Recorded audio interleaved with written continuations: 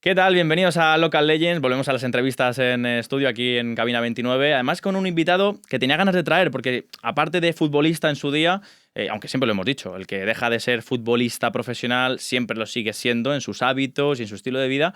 Vamos a hablar yo creo de muchas cosas interesantes y que vosotros vais a poder captar un aprendizaje de cómo un futbolista va teniendo distintas etapas en su carrera y va aprendiendo de ellas. Ya tengo el gusto de presentar a Alberto Bueno. ¿Qué tal, Alberto? ¿Qué tal? ¿Cómo está, Rafa? Muy bien, con ganas de tenerte por aquí. Antes de nada, ¿qué opinas tú de estos podcasts también que están reinventando un poco la manera de conoceros a vosotros más? Y además tú que estás ya en los medios de comunicación un poquito más. Me parece interesante, sobre todo porque acercan un poco más al jugador, a la persona, y yo creo que muchas veces estamos acostumbrados a que cuando hacemos una entrevista pre-partido, post-partido, son siempre las preguntas un poco más rutinarias, más clásicas, y no terminas nunca por mostrarte y por conocer a A la persona por protagonista. detrás del protagonista. Entonces yo creo que me gusta, además hay mucha variedad, se hablan de muchos temas y guay. Qué bueno, porque eso ha ido cambiando también. Has hablado del tema de las entrevistas post partido, que las preguntas son iguales, pero es que las respuestas también. Muchas veces futbolistas, pues sí, un partido importante, Siempre contento por... clásicos. Claro, vosotros cuando te tocaba ser futbolista en su día y tenías ese tipo de entrevistas, ¿había alguna preparación o ya tenías el discurso más o menos aprendido? Eh, Creo que hemos aprendido, o que he ido aprendiendo un poco de ir fallando muchas veces. Recuerdo la primera entrevista que tendría, yo qué sé, 12, 13 añitos y que a una amiga y compañera de un medio ¿Mm? le pedí un poco consejo diciendo, oye, no sé qué me van a preguntar, ¿cómo puedo gestionar eso? Y me dio pequeños consejos. A partir de ahí, pues intentar ser natural. Es verdad que siempre he tenido buena relación con las personas que están vinculadas con los medios. Yo creo también por ser educado, ser cercano y creo que también ellos me han mostrado lo mismo. Qué bueno. Antes, repasando un poco tu carrera, bueno, yo soy de Leganés, soy Sí, abonado de Leganés, tú estuviste allí, en una de las etapas de Leganés en primera, bueno, la última y reciente sí. en primera división. Has estado en muchos sitios, ahora iremos saltando poco a poco y lo que nos deje fluir la charla, pero tú empiezas, o por lo menos tu imagen más conocida, en el Real Madrid. Sí, Cuéntame un poco la llegada al Madrid, cantera, la fábrica, ¿cómo es todo eso? Empiezo en infantil, a 13 añitos tenía. Yo anteriormente pues era un chaval de barrio que juego en un par de equipos, Concepción, allí de Moratalaz, y justo en la Concepción pues bueno, estaba destacando y tenía la posibilidad de hacer unas pruebas con el Rayo Vallecano, que estaba muy cerquita de pasarlas, ya digamos como que estaba cerca de entrenar con el equipo, y justo ahí aparece el Madrid y me dice, oye, toca la puerta, oye, si quieres, no hace falta que vayas allí, ven directamente para la infantil A. Luego lo que es la vida, que termino haciendo 2 temporadas magníficas en el Rayo Vallecano y donde Fíjate. soy, pues la verdad que un jugador reconocido y sobre todo súper agradecido por los 2 años esos. Y entro al Madrid en etapa de Ujú. infantil A. A partir de ahí, ¿Cómo pues es estar, o sea, cómo es la fábrica por dentro? ¿Cómo es estar en esas instalaciones que me consta que cambian la vida a muchos sí. futbolistas? ¿Cómo es dentro estar allí? Yo he vivido varias, es decir, viví la antigua ciudad deportiva, tuvimos un trasvase en Alcobendas y ahora también la nueva ciudad deportiva, que ya lleva unos años. Al fin y al cabo, convives con los mejores jugadores posiblemente en el panorama nacional, porque desde que yo ya entro ya empieza a haber pequeños trasvases de jugadores que vienen de ¿Mm? fuera. La competencia es alta, la mentalidad ganadora ya te la empiezan a inculcar desde chiquitito, pero también convives en un ecosistema en el cual de los formadores, los entrenadores, las personas que están allí en el día a día te ayudan mucho a ser persona. Es decir, entro como un chaval, 13 años, salgo casi como un hombrecito con 20 años, entonces Te son años educan. importantes. Eso nos decía Barral, cuando le trajimos aquí, que le llamaron de San Fernando hacia el Madrid y dice, a mí me sirvió de educación, me educaron. Esos son los valores también que inculca una cantera como la del Madrid, imagino, ¿no? Sí, al final pasas tiempo allí, es como en el colegio. Los profesores terminan siendo parte importante de tu forma de ser, de tu personalidad. También los entrenadores, obviamente, agradezco pues a mi entorno, a mi familiar, a mis padres, a mis hermanos, a Mm. mis amigos más cercanos, que son la gente que me ayuda y me ha acompañado a ser como soy ahora mismo, con mis errores y con mis virtudes. Pero toda esa gente que forma parte del camino te ayuda a conformar la personalidad que vas Ujú. forjando con el paso de los Qué años. bueno. Como te decía, a la hora de ver un poco tu carrera, tus inicios, indagando un poquito, yo no recordaba que tú eras, te lo he dicho antes viniendo para acá al estudio, yo no recordaba que tú eras uno de los delanteros con mayor proyección en el panorama nacional. Sí. pues a los, ¿qué? 16, 17, 8, 9, esos años, ¿no? Sí, a mí una vez llego, digamos, al Madrid, siempre te cuesta, o recuerdas, digamos, como que los primeros entrenamientos me costó, digamos, adaptarte a la exigencia, también porque había un núcleo ya hecho, entonces hay que ir tocando la puerta para abrirte, digamos, y demostrar tus capacidades y que formas parte ya de ese grupo, pero a partir de ahí siempre fui un jugador destacado, me subieron, digamos, diferentes categorías, especialmente de cadete a juvenil, que es una etapa donde tú eres un niño, ya empiezas a compartir con hombres. Yo me veía al lado de compañeros en ese momento, Valero, Marcos Tebar, Javier Balboa, es decir, jugadores que han sido muy buenos jugadores y que tú eras un niño compartiendo con ellos, con Quique Sánchez Flores de entrenador. Entonces, bueno, creo que ese aprendizaje, sumado a mi personalidad, me hizo madurar muy rápido. Quizás he vivido muchas cosas rápidamente, pero a la vez creo que me han aportado cosas chulas. ¿Qué es lo más difícil de pertenecer a un club como el Real Madrid? Yo creo que es un lujo el pertenecer a una entidad como es el Madrid. Creo que, y no lo hago de una manera forzada, siempre hablo bien porque creo que me aportaron muchas cosas, a nivel personal, a nivel profesional. Creo que te enseñan a insistir, a perseguir tus sueños, a no darte por vencido. Es verdad que es relativamente fácil cuando estás en un equipo dominador enfrentarte a otros equipos, que otras canteras que están por debajo tuya, pero aún así existe, digamos, una lucha, digamos, en el día a día. Al fin y al cabo, muchas veces no está la lucha, digamos, o la competencia el fin de semana, sino que la competencia está en el día a día contigo mismo también. Una exigencia, ¿no? Exactamente, porque realmente estás conviviendo con los mejores. Luego es verdad que cuando tienes el paso a la selección nacional, que cuando ya convives con los mejores del Barcelona, los mejores del Betis, los mejores del Athletic de Bilbao, ya ahí se monta un ecosistema que también tienes que convivir con eso. Pero en el día a día, muy cómodo, lo viví como una etapa natural y sobre todo con mucho cariño. ¿Cuál es la temporada en la que he estado leyendo antes un poco, hablo un poco de memoria, que llegaste a marcar 40 goles? Juvenil, ¿no? Que llegaste a jugar un torneo con España sub-19, máximo goleador, que tú estabas en ese punto, en tu prime de juvenil, pero ¿y cómo se lleva eso a nivel mental? ¿Qué te decía tu familia? ¿Cómo se gestionaba eso? Imagino que en su día, en casi todos los diarios, Alberto Bueno, el nuevo futuro. Aún sigo guardando recortes que mis padres o mi abuelo, que era muy futbolero, me acompañaba a todos los campos de chiquitito, pues los guardaban. Al fin y al cabo, pues mi familia estaba orgullosa de seguir esos pasos.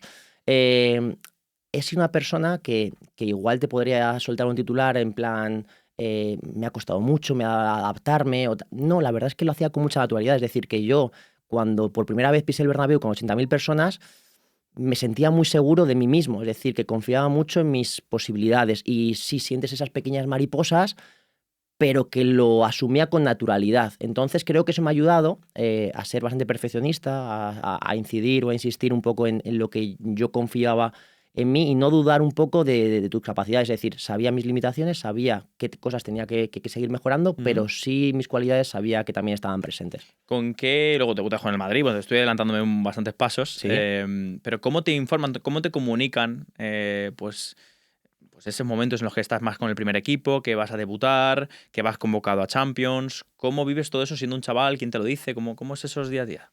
Bueno, al fin y al cabo, cuando estás en etapa de Castilla y ahí estás siendo un jugador importante, yo sobre todo me pasa cuando estaba Julen Lopetegui como entrenador, entonces ya empiezo a asomarme al primer equipo como un fijo, un habitual en los entrenamientos. Ahí me muestro de manera natural, es decir, soy una persona súper observadora, que me gusta aprender, convivir en ese momento con mis ídolos de la infancia, con jugadores que realmente te ponías la camiseta, digamos, Sí.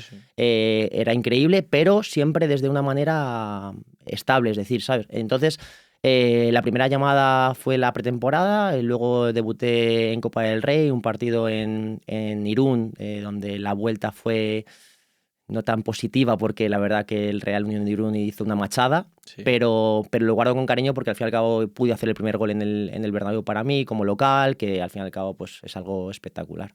A ver, claro, es que eres tan natural hasta en esto contándolo, pero te me imagino, pues eso, con un Bernabéu lleno, siendo un chaval, además tú siendo, entre comillas, pequeñín, ¿sabes? No es el tipo un bigardo que la ve. O sea, te veo que, pues eso, que te pueden, no sé, intimidar un poco, pero no, para nada. ¿Cómo es el ruido del Bernabéu, estando desde abajo? Llama la atención, es decir, impresiona, pero te puedo decir que me impresionó más vacío. Tuve una entrega de premios, no sé, sería juvenil o algo así, y era justo en el césped del Bernabéu. Y cuando ves la magnitud de lo que te rodea sin gente, te prometo que me impresionó más que jugando. Quizá jugando como que te Estás entras, metido digamos, también. exactamente, es como que te centras, estás súper concentrado, te abstraes un poco de lo que puedan decir positivamente o negativamente, que también cuando te dicen cosas negativas también es un punto a favor. En este caso, obviamente, cuando sales y echas una ojeada y dices, wow, ¿a dónde me estoy metiendo? Pero luego bien, me acogieron muy bien los compañeros del primer equipo, claro, al fin y al cabo hablas de Van Nistelrooy, de Raúl, de Sergio Ramos, de Pepe, de Cannavaro y dices, estás compartiendo con lo mejor de lo mejor. Pero fueron jugadores que fueron cercanos, que me ayudaron, que supieron darme poquito a poco la alternativa, aunque luego no conseguía sentarme porque luego terminó haciendo carrera fuera del Madrid, pero fueron jugadores que me ayudaron mucho. Claro, esos años creo que el Madrid gana la Liga. Creo que es una etapa de 2 años. O sea, tú no sé si estás con Schuster Justo gana la Liga el año de el antes. año Y anterior. justo el año este ya empieza a ser un año un poco Que ya llega el complicado. mejor Barça Exactamente. 2008-2009, yo creo que era. Exactamente. Cuando ya Ese, cambia de Schuster a Juan de Ramos, el Barça la verdad que empieza una generación la mejor de la historia, yo posiblemente creo. difícil, digamos, de gestionar para un equipo como el Madrid, que al fin y al cabo está siempre obligado también a ¿Recuerdas ganar. algo de Raúl, de Van Nistelrooy, consejos? Pues mira, de Van Nistelrooy, por ejemplo, me acuerdo en una pretemporada, son muy diferentes. De Raúl tenía una parte más personal porque yo era como un poco espejo al cual me asemejaba, es decir, yo me fijaba. Yo siempre he dicho, mi ídolo siempre ha sido Ronaldo, el brasileño, Sí. porque he visto vídeos, tenía su camiseta, me la ponía en todos los momentos especiales de mi vida, pero no me parecía nada. Es decir, éramos la Sí, noche y sí. el día. Pero Raúl, obviamente Raúl está aquí, yo estoy aquí, pero sí veías ciertas similitudes, incluso en la manera de correr, de jugar, De golpear. de detalles, de destellos. Entonces, pues el tenerlo en el día a día, pues aparte de su personalidad, lo que representaba para el madridismo, ese gen, digamos, que tenía competidor, pues sí lo tomabas un poco como espejo. Pero Van Nistelrooy una pretemporada, estábamos en, creo que era Rusia, Austria, algo así, y un día en la habitación estábamos por más los canteranos, porque hacíamos un poco más grupo, al fin y al cabo todavía tenías esa diferencia de, o sea, Mm. un poco. Y se acercó con nosotros y empezamos a ver vídeos de YouTube donde él marcaba goles y no te los enseñaba o te los remarcaba como qué bueno soy, qué bien lo he hecho, fíjate aquí soy Sí, Van sí. Nistelrooy, sino nos daba pequeños consejos de cómo lo ha hecho, cómo se ha generado ese espacio, cómo ha definido aquí de esta manera y no de esta Un manera. máster, eso es un máster para Claro, vosotros, ¿sabes? ¿eh? Y es Van Nistelrooy. No, no, claro, Claro, claro. que dices que es un goleador, primer toque, es Es saberse que me buscar estaba imaginando el típico, o sea, que eso que quedase grabado, que la gente pudiese ver a Van Nistelrooy con 4 canteranos explicando, sería sería un la material de la hostia, leche, claro. explicando sus goles. Pues mira, aquí yo la golpeé por la derecha porque sería brutal. Claro. ¿Con qué canteranos coincidís ahí? Pues allí ahora mismo estaba Iker Casillas, estaba Guti, que es un jugadorazo. O sea, es de los jugadores que más me llamara la Mendes. atención por el talento que tenía, por la calidad que tenía, por lo rápido que pensaba. Raúl. Y luego estaba también, también asomaba de la red, estaba también Balboa de vez en cuando, también estaba. Bueno, Sí, había, bueno, sí, había algunos. varios canteranos. También fue justo la llegada de Marcelo súper jovencito, de Higuaín súper jovencito, ¿sabes? Había, Sí, sí, había muy sí. buen equipo. Joder, me gusta ese tramo de anécdotas. ¿Cómo de difícil es buscarse la vida fuera del Madrid como futbolista? Es diferente, es muy diferente. Es decir, nosotros estamos en un ecosistema en el cual éramos chavales, teníamos todo, yo siempre me lo digo. Y recientemente he vuelto a la ciudad deportiva para ver algunos entrenos y demás. Y es que aquello es Disneyland, es decir, que es que tienes todo, todo. Y te cuidan como. Entonces sales de la burbuja y vas a un equipo como es el Real Valladolid, en el cual es equipo principal de la ciudad, hay muchos intereses en la ciudad, todo Gira alrededor gira de ese club. exactamente con gente que tiene 35 años, con gente como tú que llegas, que está rompiendo el cascarón y que tienes que quedarte en primera división y competir por cosas importantes. No es fácil, pero lo mismo, cuando eres bastante maduro, bastante estable, yo siempre lo que he hecho ha sido llegar a un sitio y fijarme, y mirar, y observar, y a partir de ahí, pues empezar a hacer. Entonces creo que me ha ido bien, bastante bien bueno, como ese aprendizaje o ese consejo que me han ido dando desde chiquitito, y luego currar, trabajar. Al fin y al cabo, el trabajo es lo que te da un poco la llave de abrirte un poco puertas. Desde los 15, 16 hasta que te vas a Valladolid, ¿cuál es el entrenador que te marca más en esos inicios donde también tu madurez como persona se crea? Allí quizás Lopetegui, que luego le tuve en Oporto y fue un entrenador que me marcó mucho más la etapa de Castilla. En Oporto, al fin y al cabo, bueno, pues es algo que no conseguimos sacar mi mejor versión, pero ahí sí fue, digamos, un año de exprimirme al máximo, de alternar con primer equipo, de confiar mucho él en mí, yo en él. Y luego también Mitchell es un momento que yo paso de División de Honor en juveniles, siendo siempre, pues, digamos, precoz en todos las etapas, y pasas al fútbol profesional a jugar en segunda división, una generación buenísima, con jugadores que terminamos descendiendo, pero que luego todos han hecho carrera, han sido internacionales, grandes equipos, que no era por el equipo, sino realmente era porque no estábamos preparados y éramos lo maduros todavía para entender qué era el fútbol profesional. Claro. Y Valladolid, has hablado de la exigencia, ahora está peleando por subir Bueno, esta charla la estamos grabando, no sé cuándo se emitirá, puede ser que cuando se emita, en un par de semanas, puede ser que el Valladolid... Esperemos que esté de vuelta en primera. Claro, o que esté ahí peleando y a lo mejor haya cambiado la situación, pero bueno, ¿cómo se vivía esa exigencia en Zorrilla, la gente, el fútbol? ¿Cómo de especial era Valladolid para ti? Primera salida después de irte de estar en Madrid. A ver, Valladolid es una ciudad en muchos meses fría. Es decir, la personalidad de un... Sí, la gente allí, Castilla y León, ¿verdad? En invierno, ¿sabes? Es digamos, una personalidad más retraída, más cerrada, pero que al fin y al cabo se vuelca con su equipo. Ir a Pucela para ellos es todo prácticamente. Lo mismo con un montón de personas que envuelven, gente de medios de comunicación, de trabajos que rodean un poco el día a día. Para mí fue un aprendizaje en el sentido de que fue muy inestable, es decir, descendimos, ascendimos, me voy fuera, vuelvo, es decir, que tengo diferentes etapas. En algunos momentos se me encasilla bastante con jugador talentoso, de mucha calidad, pero algo frío. Yo no lo considero así, pero era mi forma de transmitir un poco el fútbol, pero creo que al final la gente me logró valorar y me logró, digamos, entender cómo yo era y cómo entendía un poco el fútbol. Entre medias, ¿te vas a Inglaterra, puede ser? Derby County. Una experiencia random. Moló mucho. O sea, moló mucho.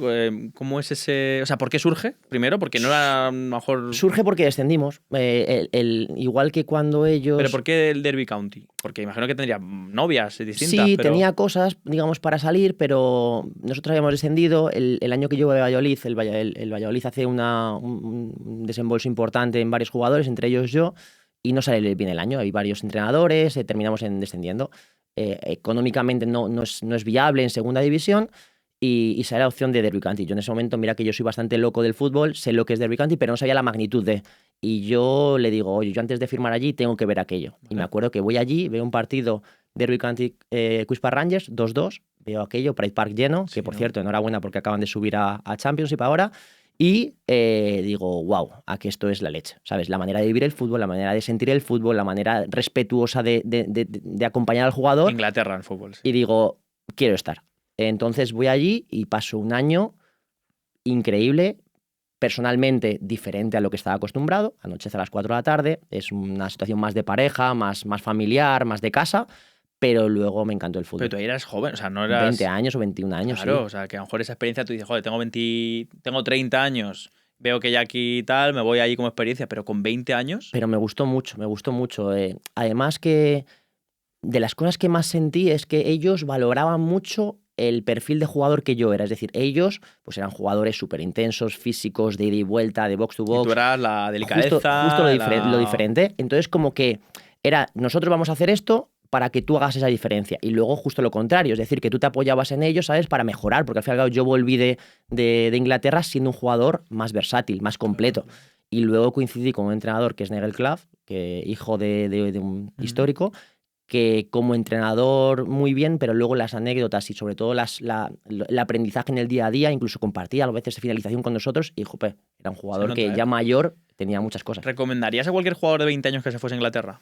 Como experiencia personal, 100%. Como fútbol, es un fútbol exigente. Es un fútbol que, como a nivel económico, pueden aspirar a muchos jugadores, tanto la Premier como la Championship. Al fin y al cabo, es un mercado mucho más abierto, pero creo que te curte. Y creo que el jugador español y el entrenador español está muy bien recibido. Ahora con el tema del Brexit y demás, pues igual es más complejo, pero ahora mismo yo creo que ya el jugador español es valorado en cualquier Pero lado. tú te vas al derbi en 2010. Sí. Es que en esa época estaría, ¿qué? Cés Fábregas. No, Fábregas volvería al Barça. Pero prefiero en Inglaterra habría Sí, pocos jugadores. poquitos. Y más del perfil mío. Es decir, que si tú, por ejemplo, no sé, ahora mismo, no sé, Sí, bueno, que habría un otro tipo de jugador jugador. físico grande, pues podría tener más cabida, pero luego llegó Mata, Silva, que son perfiles más como yo, delgaditos, finitos, más técnicos que físicos, pero se han Bueno, abierto. Arteta hizo ahí carrera Exactamente. también. Sí, Arteta, al fin y al cabo, son jugadores que han Luego vuelves destacado. a Valladolid, pero me quiero detener en la etapa, avanzamos un poco más, Sí, al Rayo Vallecano. Equipo especial para ti. ¿Pues uno de los lugares donde más querido te hayas sentido? posiblemente en el que más, junto con el Madrid. Cuéntamelo, o sea, dime cómo fuiste recibido, cómo se dio la acción del Rayo, y además tú eres muy también cercano, no sé de barrio, pero entiéndeme, que Sí, te pega soy de barrio. Si yo salió, digamos, yo tenía un año más de contrato en Valladolid y el Valladolid, pues bueno, pues tanto ellos querían, digamos, dar una vuelta y yo también quería, digamos, probarme fuera. Tenía varias opciones, creo que algo en Grecia, en Bélgica, en España, en este caso también el Rayo. Y Paco Gémez ya me conocía justo en la etapa anterior, que estaba en Córdoba, nos enfrentamos en playoffs y demás, y es un entrenador pues peculiar, muy buen entrenador que para mis virtudes resalta mucho, es decir, que ensalza condiciones como las mías y yo soy del barrio de al lado, es decir, que Vallecas y Moratalaz cruza la 3, es decir, que tenía familia, amigos, mi día a día estaba ahí. Entonces era un reto bonito. En el primer año, entre comillas, era como algo que era prácticamente igual, lo que hacía allí, lo que ganaba allí, lo compaginaba aquí, pero el segundo sí era porque sí me la jugué para decir, oye, si no funciona, igual es una bajada, digamos, en mi carrera. Pero fui atrevido, confié mucho en mis cualidades y dije, allá que vamos. Qué Y bueno. empezó muy bien y acabó pues aún mejor. Cuéntame alguna anécdota de Paco Gémez. A ver, Paco es una persona que de cara a los medios, al fin y al cabo, tiene una cara A, pero luego tiene una cara B en el sentido de que es un tipo súper directo, súper frontal, que te exprime y te quiere exigir al 100%. Ahí, a partir de ahí, no hay tutía, ¿sabes? A partir de ahí creo que él supo entenderme y que la parte un poco más física o de continuidad que a mí me costaba más, me la supo explicar como diciendo, si quieres disfrutar con balón hay que currar para tener mucho tiempo el balón y que destaques. Y a partir de ahí, a nivel de números, siempre había sido bueno en cuanto a números, pero ahí él consiguió explotar en el sentido de que no te conformes con 2, no te conformes con 9, no te conformes con 15 y salieron mis mejores números. Sí, creo que son, bueno, tengo aquí 77 partidos, 29 goles en apenas 2 temporadas. Sí, 2 temporadas. Cuéntame cómo era, y sigue siendo, de especial la afición del Rayo. Pues la afición del Rayo para mí es especial porque en los buenos momentos cualquier afición Sí, acompaña, te lleva en volandas, pero me sorprendió en los malos momentos. Es decir, yo recuerdo un partido, creo que fue contra el Sevilla, un 0-1, un partido, no sé si fue domingo a las 12 o algo así, que palmamos y estábamos en una situación difícil, no crítica, pero difícil, y allí nos pusimos delante de la grada y parecía que habíamos ganado 5-0. Es decir, ellos, si tú lo das todo, digamos, te desfondas, a partir de ahí ellos te acompañan. Y fue como un impulso de decir, si esta gente está respondiendo por nosotros tenemos que incluso exigirnos más. A partir de ahí, no sé, fueron 10 partidos, creo que ganamos 7, empatamos 2 y perdimos contra el Madrid. Y nos salvamos de manera holgada. Es un ambiente especial. ¿Te Mola hubiese mucho. gustado estar más años en el Rayo? Me hubiese gustado, que es una pregunta que me han hecho muchas veces, me hubiese gustado pasar toda la vida allí, pero también tenía un reto conmigo mismo para probarme y saber de qué estaba hecho y a dónde podía llegar. Luego no salió, pero el Rayo lo considero mi casa, cuando voy allí me siento súper especial, me para muchas veces cuando voy y joder, eso te gusta mucho, ¿sabes? ¿Hay algo en tu carrera, alguna experiencia en tu carrera de la cual te arrepientas? Y arrepentir no, porque al fin y al cabo siempre he sido un poco dueño de mis decisiones, que eso es muy importante, porque al fin y al cabo, y si has hablado con futbolistas y vas a hablar seguro con más, te van a contar que muchas veces el camino te lleva a tomar decisiones que a veces no eres tú De el hecho, la que... mayoría no se arrepiente, pero sí sabe que algunas épocas, pues bueno, pueden ser... Pero sobre todo hay veces que tienes que tomar esa decisión o este camino porque no tienes otro. Yo, gracias a Dios, siempre he podido elegir, pero quizás la etapa de Grecia fue la etapa en la que yo menos fui disfrutón de de lo que en ese momento quería, que es que yo con 30 y pico años buscaba un sitio profesional donde disfrutar, donde exprimir mis últimos años, donde mi entorno también me reportase cosas y más a futuro porque ya tenía ciertas curiosidades. y viví un ambiente un poco enrarecido, un poco oscuro, que no me gustó. Es que me crea mucha curiosidad el hecho de que tú al final, a los 17, eras, o sea, un proyecto de futbolista que podía haber acabado en los mejores equipos de España y que luego, que viendo tu carrera, perdóname que te lo diga así, Sí. No se llevó a cabo con tal como eras a los 18. Entonces, ¿cómo has llevado tú, durante el paso de los años, verte que con 18 años eras un proyecto de estrella española y ver que eso no es tan fácil como parece? A ver, al fin y al cabo el camino es el que es y yo siempre digo que estoy orgulloso de las decisiones que he tomado, pero es verdad que, y hablando siempre perfecto y súper orgulloso de los sitios donde he estado, mi perfil de jugador se adaptaba más a equipos dominadores, con balón, con fútbol más atractivo y ofensivo, y a veces estaba en ecosistemas donde peleabas por el descender o defender o un bloque más bajo, y ahí no destacaban tanto tus cualidades. Es donde en el Rayo, donde como eras un equipo alegre, atrevido. Presionante, que te daba igual Madrid, Barça, que Elche o que Almería, de hecho, que te enfrentases. Se vio luego en goleadas en contra el Barça, me acuerdo en el Camp Nou alguna 6-0. Pero eso, perdíamos 5-1, por ejemplo, lo perdimos en Barcelona, pero igual éramos a nivel de protagonistas con balón, igual que el Barcelona. Lo único que obviamente ellos tienen a Suárez, a Messi y a Neymar, y nosotros teníamos, con todo el respeto, a Alberto Bueno, a Kakuta y a Larribey, que éramos muy buenos todos, pero no llegábamos. Perdona que me ría. Pero no, es que no había por dónde cogerlo, obviamente, ¿sabes? Pero teníamos una personalidad de la leche. Que a lo mejor disfrutabas más así. Yo disfruté esos 2 años. Los más de... ¿Cómo era jugar también contra Messi, Cristiano? ¿Cómo era enfrentarse a esos bichos? Al final esos me pillaban muy lejos, es decir, que por posición en el campo casi no te tocaban, pero yo, por ejemplo, mi reto era enfrentarme a Puyol, enfrentarme a Piqué, enfrentarme a Sergio Ramos, a Godín, a jugadores así, y que ellos estaban aquí y yo saber cuánto de cerca podía estar. En algunos momentos las distancias eran muy grandes, pero había momentos, por ejemplo, los dos del Rayo, que peleaba con gente muy buena, que tú veías la tabla de goleadores y veías Cristiano, Messi, Griezmann o Suárez y estaba yo por ahí danzando. Y decías, wow, o sea, las cosas también las estás haciendo también muy bien. Qué bueno. Me quedo embobado escuchando a Alberto. ¿Cómo se nota que estás en los medios de comunicación? Bueno, estás mejorando. Aprendo de vosotros. Vamos a detenernos un par de minutitos por Oporto. Vale. Coincides otra vez con Lopetegui, me has dicho. Ahí estaba también Julián Calero con él. Sí, el segundo entrenador, ahora en Cartagena. Qué random también. Y que mira qué trabajo está haciendo en Burgos. Espectacular. Está ahí peleándose al final. Me gusta mucho también a los periodistas lo que nos da Calero en las ruedas de prensa. Al final también. He visto también algunas. Claro. Cuéntanos cómo fue esa experiencia, que no fue del todo positiva, pero yo creo que aprendiste muchísimo. ¿Qué pasó en Oporto? Oporto era el camino y la decisión que te obligaba a tomar, es decir, que era ganadora, digamos, porque cuando estás en el Rayo y aparece la situación de Oporto, con otras muchas que había, pero era cerca de casa, relativamente cerca, equipo ganador. Equipo que peleaba por Liga, por Copas, jugaba Champions. Justo ese año anterior es cuartos de final contra Bayern de Múnich, que los gana. Que gana la ida, pierde la vuelta.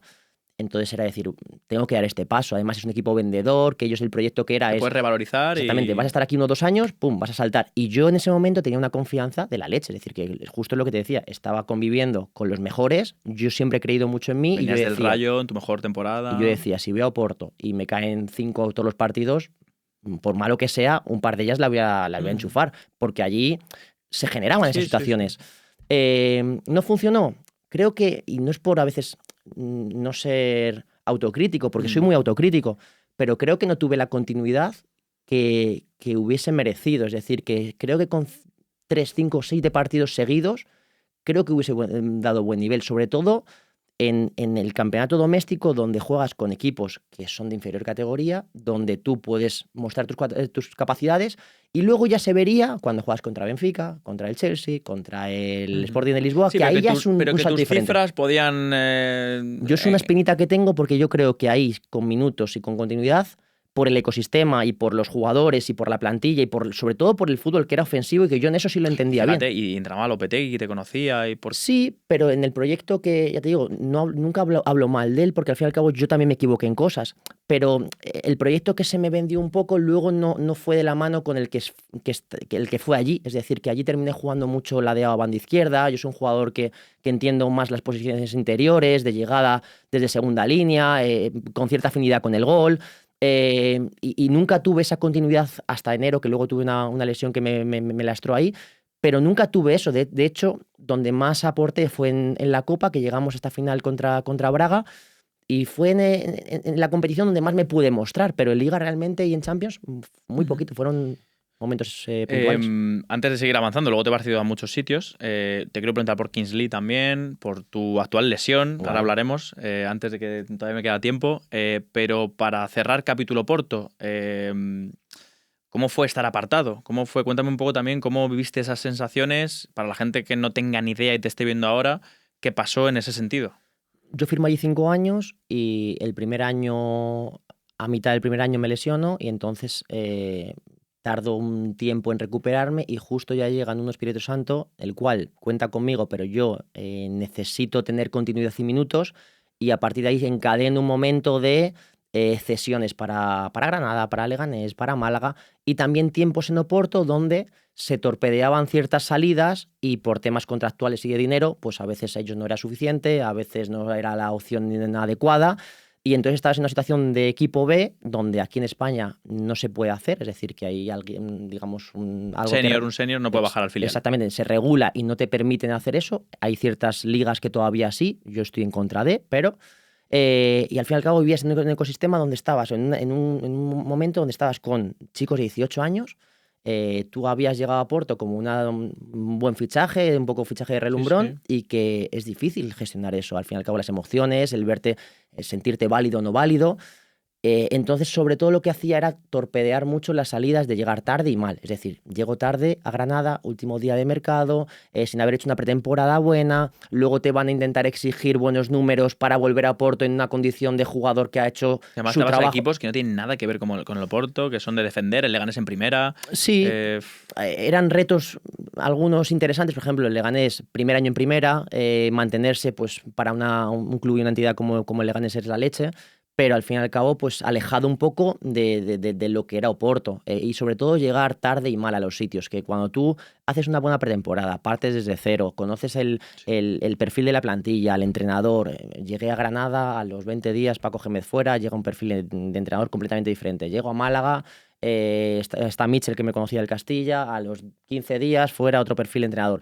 Que no son excusas, Sí. pero que pasó así. Entonces, ¿Crees que tuviste mala suerte en tu carrera en esa? Algo sí. Y que no pasa nada, Sí. ¿sabes? Que yo me he equivocado muchas veces y creo que a veces podía haber dado más y podía haber sido más constante y podía haber sido más insistente, pero hay cosas que no dependen de ti y que tú vas a un sitio porque ves que el perfil del equipo, del entrenador te quiere, te demanda y que a los 10 días hay un cambio y un giro radical y que hay un perfil o con un mercado abierto como pasó en Málaga en el cual el entrenador que llega opta por traer a 4 o 5 fichajes de última hora. Sí. Y que tú eres fichaje del anterior entrenador cuando llega un entrenador nuevo y trae 5 nuevos, eso tiene que ser jodido, es difícil. Es que al fin y al cabo no es fácil de gestionar. Sí. Voy a ir a Kingsley directamente. Vale. Terminas tu carrera en Algeciras también, primera federación. ¿Cómo se ve la posibilidad de Kingsley y, sobre todo, qué te parece como invento? Me parece algo rompedor. Me parece algo que cuando a mí me lo dijo, me llamó Iker por el vínculo que tenemos de Madrid o Porto y me dijo, oye, se está creando algo, pero así, algo que no sabemos muy bien lo que es. No lo supo explicar él, ¿no? Que además me dijo presidentes que son la leche en lo suyo, pero claro, a mí me decían nombres y yo no tenía ni idea. De Gref, ni idea de ellos. Buller, ni idea. Ibai, sí, imagino. Ibai lo conocía de 2 entrevistas que había dado, una a Messi, a Luis Enrique y poco más, ¿sabes? Hasta ese día yo no consumía ese producto. Y incluso lo que iba a ser el formato tampoco había... Es que se ha ido creando con el paso del tiempo. Entonces, pues nos presentamos allí un 1 de enero. La comida de Año Nuevo, pues le dije a mi familia, oye, pues que no me voy a ir, pero no me voy a ir para jugar en un equipo profesional, me voy a ir a jugar la Kings League a Barcelona y me dijeron, pues tú estás un poco chalao. Y fui allí y la verdad que pues una muy buena decisión, porque luego coincides en un ambiente con esos presidentes que son increíbles en lo suyo, pero que luego son súper cercanos y que son personas súper humildes, súper trabajadoras. Ahí en la Kingsley has tenido más suerte que en tu carrera, ¿eh? Allí he goleado bastante. Allí además con Ibai, que te tiene también, que te ha dicho mucha gente. Cuidado con Alberto, tranquilito, tal. Sí. No, pero a ver, hay una parte de show. Por supuesto. Hay una parte, o sea, eso no Que es tiene solo que fútbol. serlo, ¿eh? Porque es entretenimiento también. Y quien no lo entienda así, al principio había mucho debate entre Kings League y fútbol tradicional. Y yo decía, a ver, se juega con una pelota. Pero desde el inicio del partido, que salen 2 personas a romperse la cabeza allí como un saque de waterpolo, no es fútbol ya. Y las reglas no es fútbol. Y los presidentes, que son realmente por lo que la gente ve el formato, porque sí quieren ver a Verdú, quieren No, pero ver son a... influencers. El equipo de Piqué, el equipo de Ibai, el equipo de Gref, el equipo... Claro, o sea, a la gente le mola ver a Corominas, a Verdú, a Espinosa, a Alberto Bueno, a Pablo Hernández, porque es como remontarse a lo que ellos recuerdan del fútbol profesional, pero realmente quieren ver a los Buller, a Spursito, a Ibai, a Gref, a... Ya te lo sabes. Ya me lo sé todo, ya me lo sé, ya forman parte de mi vida. Ya. ¿Cómo son, por ejemplo, Ibai, cómo es en las distancias cortas?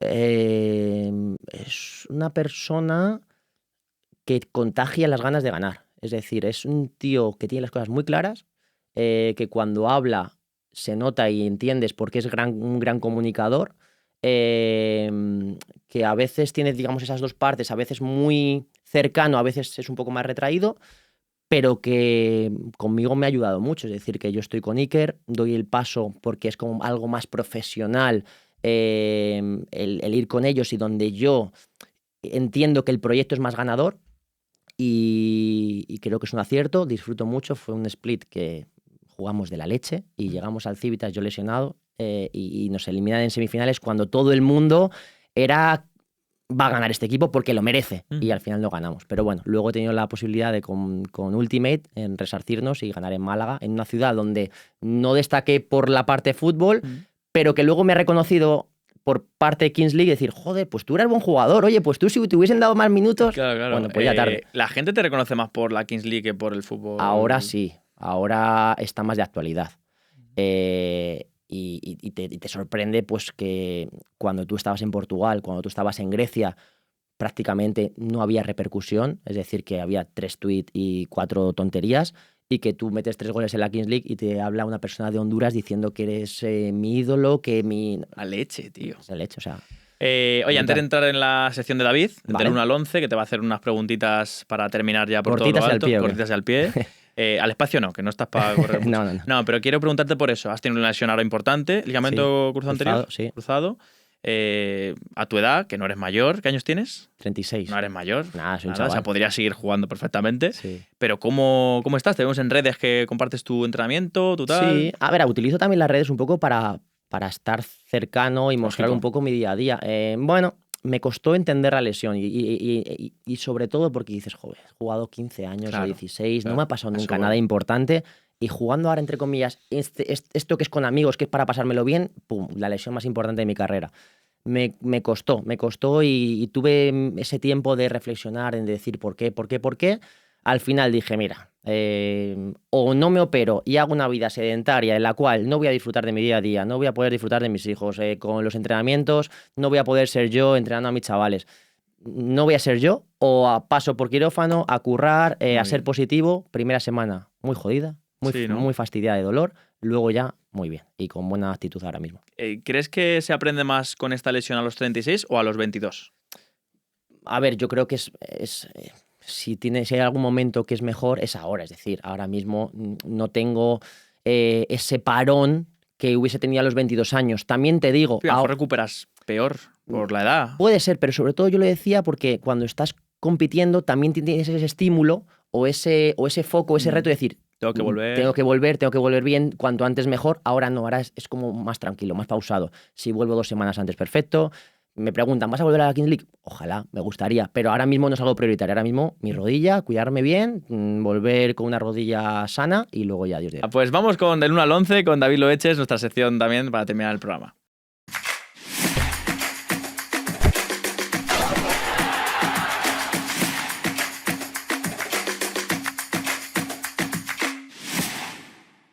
Bueno, pues vamos con David Loeches y ese del 1 al 11. David, todo tuyo. ¿Qué tal, Rafa? Muy buenas, bien. ¿cómo ¿Qué estás? tal? ¿Cómo ¿Bien? está, David? ¿Todo bien? ¿Has estado cómodo por aquí? Súper cómodo. Bueno, pues ya ahora con mis preguntas espero incomodarte un poquillo, relativamente dentro de lo Todo posible. tuyo. Bueno, te quería preguntar que estuviste cerquita de estar con Cristiano Ronaldo, ¿no? En el Real Madrid. Es que me ha encantado muchísimo la sección del Madrid, quería ahí meter un par de preguntillas. ¿Cómo fue el hecho de no estar con Cristiano Ronaldo?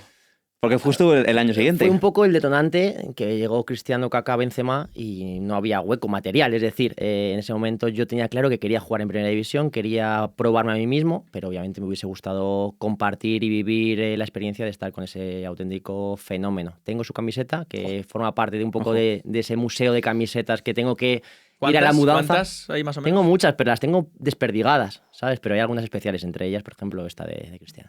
Y llegaste a jugar un partido de la Champions con el Real Madrid. Sí, Vale Borisov. Y luego después también has estado en la selección española. Y te quería preguntar, ¿qué es más bonito? ¿Escuchar el himno de la Champions con el Real Madrid o el himno de la selección? Muy buena. O el himno de España con la selección española. Son cosas diferentes. Lo sé. Quizás a nivel global, la selección nacional. Selección nacional, muy bien.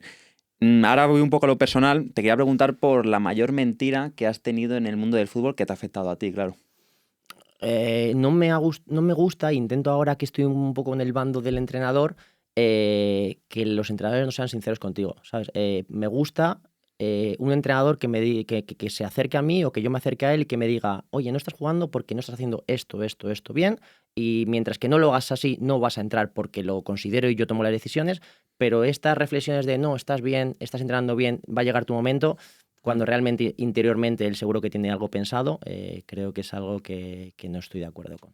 Una pregunta que tengo a todos los futbolistas. A nivel psicológico, ¿cómo se maneja saber que tu profesión dura 15 años, que no dura 40 como la de Rafa o 40 como la mía? ¿Cómo se gestiona eso a nivel psicológico?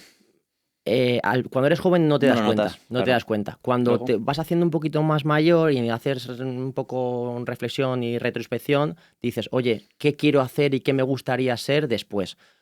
Gracias a Dios tenemos la gran suerte de vivir y formar parte de un deporte, una profesión donde gestionas o amasas una cantidad de dinero importante y eso te ayuda a después.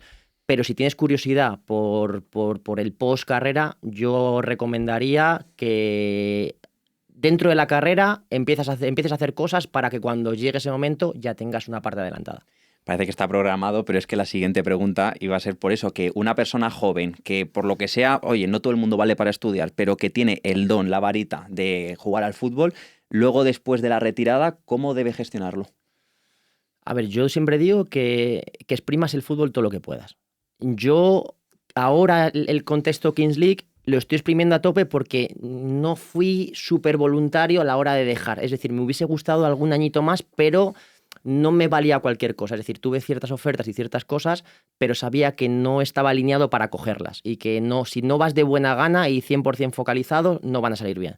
Entonces preferí dar un pasito al lado y esperar a alguna opción. No salió y cogí lo de la Kings y es como que los domingos juegas y es perfecto.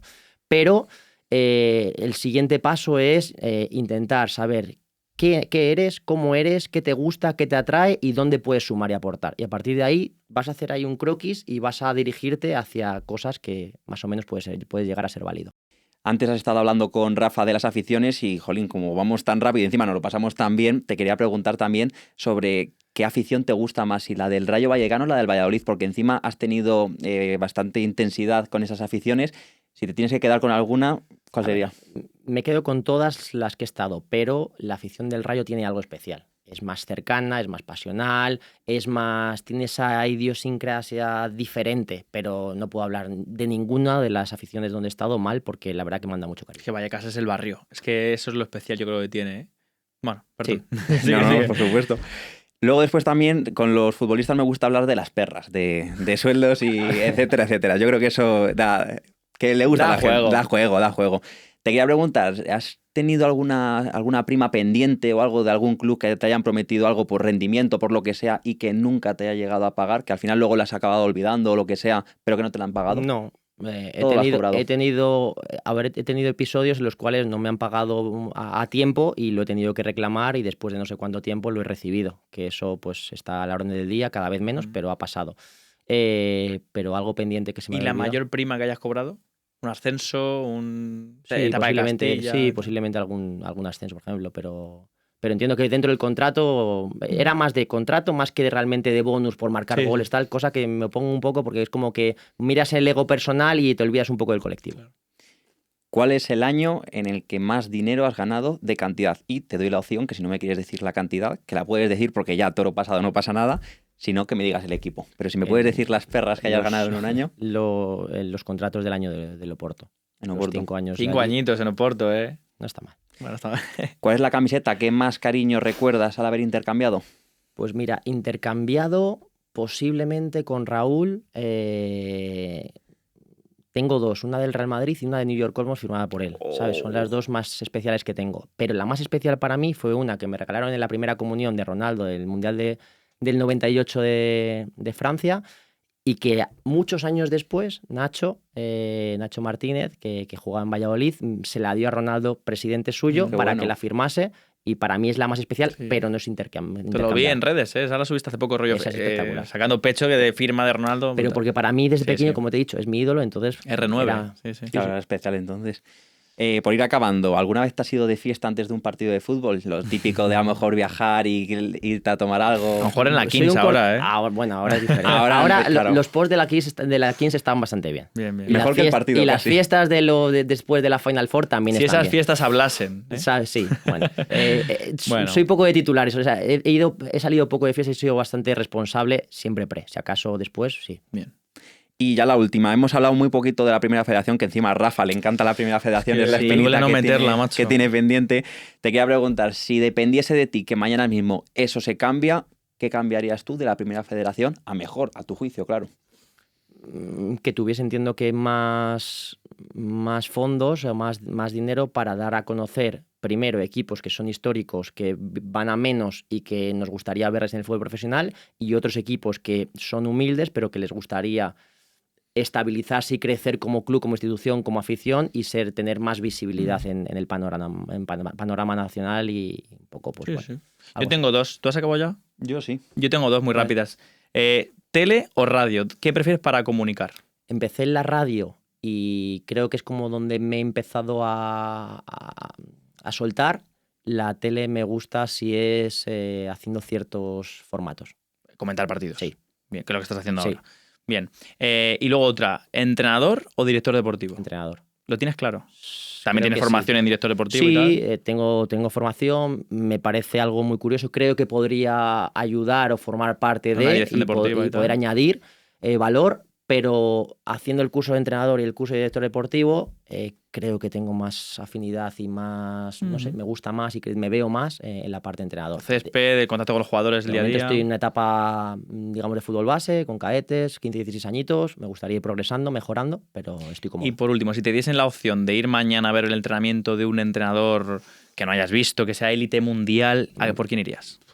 Ahora mismo siempre he tenido curiosidad por Pep Guardiola. Es un poco el modelo un poco que más me gusta, pero me gustaría ver a muchísimos entrenadores, a muchísimos. O sea, por ejemplo, ayer de la Premier, Arteta, Unai Emery, De Servi, Luis Enrique, Klopp. O sea, me gusta mucho, es algo que sí me gustaría invertir dinero y tiempo para ver fútbol y aprender de personas, de entrenadores y de jugadores que lo son todo ahora mismo. Qué bueno. Bueno, sí. Dentro de poco le veremos a los banquillos. Bueno, y también le traeremos aquí. Tendrá la agenda más apretada, pero bueno. se tendrá que acordar siempre, de los inicios. siempre hay un hueco para Bien. todo. Gracias por tu tiempo, Alberto. Nada, un placer siempre. Gracias, Alberto. Bueno, David, como siempre, muchas gracias. Gracias a ti, como siempre. Y nosotros que nos vemos en la siguiente, así que, bueno, ya sabes, si te quieres suscribir, comentar, criticar o lo que quieras, pues aquí estamos. Un abrazo grande, hasta luego. Hasta luego.